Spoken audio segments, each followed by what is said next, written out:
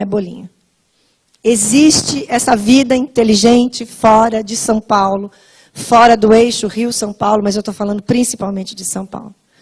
Mesmo com toda essa influência hegemônica, se você pegar a teoria do populismo, do Verfort, ela deu uma explicação simples, fácil e de boa aceitação para a direita e para a esquerda. Ela só falou o seguinte, olha, de 30 a 64, tudo era populismo, os sindicatos eram controlados por um caudilho. Em 64 veio um colapso do populismo, quase que agradecem o golpe de 64. Tem horas daquele ensaio do Verfort, parece que ele está agradecendo que houve um colapso, e o colapso foi com o golpe.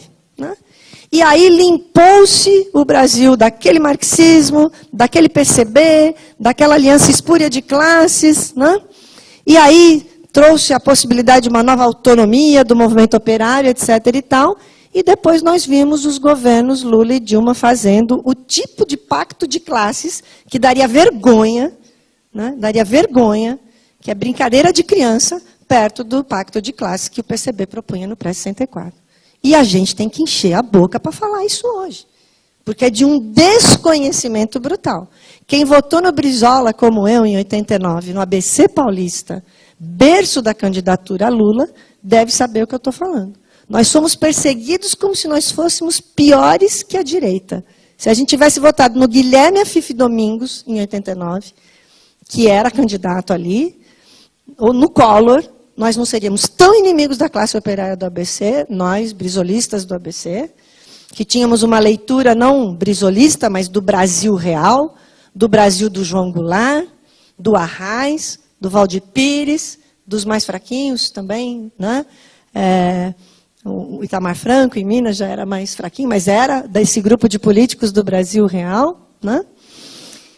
Nós que tínhamos uma leitura contra a teoria do populismo, né? Éramos tratados como pessoas de quinta categoria, brizolistas, caudilistas, enganadores da classe operária, de fazer pacto com a classe dominante, que depois deixou, né?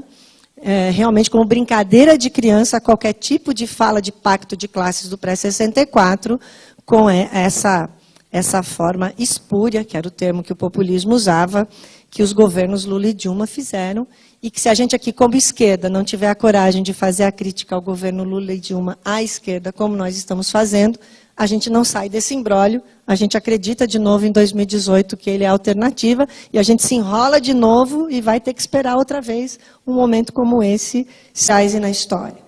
Então, que bom poder, de um jeito aliviado, dizer, né, o que é esse Brasil do pré-64 e não ter que ouvir, né, de uma historiografia que está em todos os livros didáticos no Brasil pela sua vitória homogênica, né?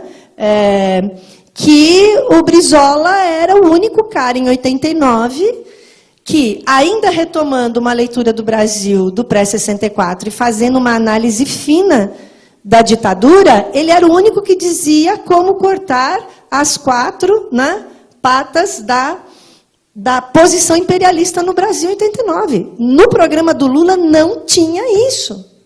O único que... E de quem que a Globo tinha mais medo que vencesse? E articulou para não ir para o segundo turno?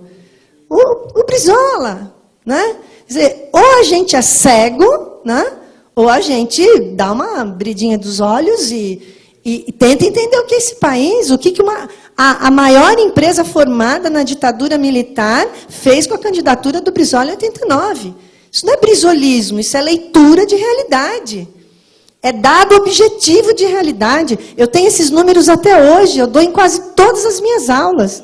Eu posso estar dando aula de chinês, mas eu vou falar como é que foi a eleição de 89 e os números que a Globo maquiou para o Brizola não ir para o segundo turno. Naquele momento, nossa última chance de ainda quebrar alguma perna do imperialismo no Brasil, não estava com o Lula, não estava com o Roberto Freire, não estava com o Covas, estava com o Brizola.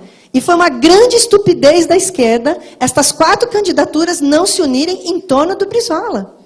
E o Brizola, humildemente, foi falar com o Lula.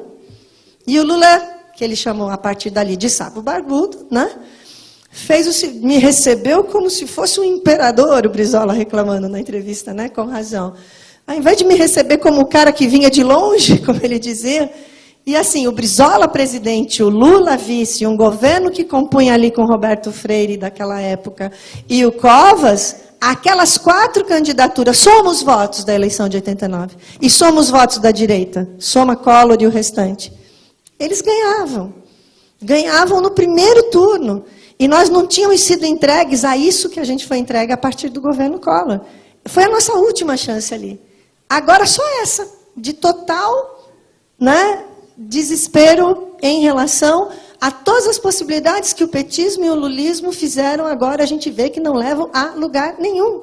E que é muito pior do que a crítica que eles faziam ao PCB no pré-64. É uma questão de honestidade teórica, eu acho, da nossa parte, de honestidade histórica, né?